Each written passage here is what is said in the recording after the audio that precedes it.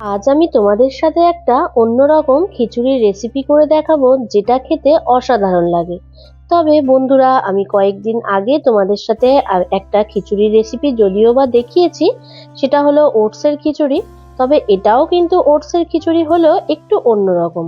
চলো তোমাদের সাথে ভিডিওটা শেয়ার করি।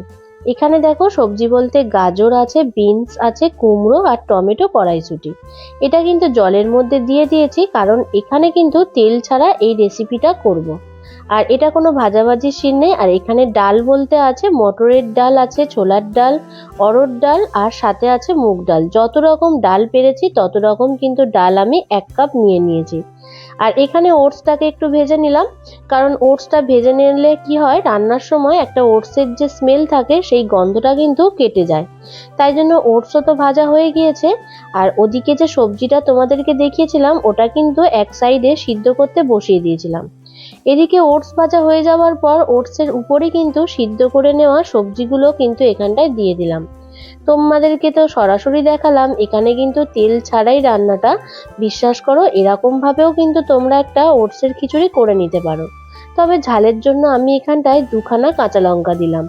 এখানে বেশি কাঁচা লঙ্কা ইউজ করলাম না। আর ওই যে ডালটা সিদ্ধ করে রেখেছিলাম, ডালটা কিন্তু এখানটায় আমি আস্তে আস্তে দিতে থাকলাম। যেহেতু আমি পাত্রটা ছোট নিয়েছি, তাই জন্য আস্তে আস্তে করে দেওয়ার চেষ্টা করেছি।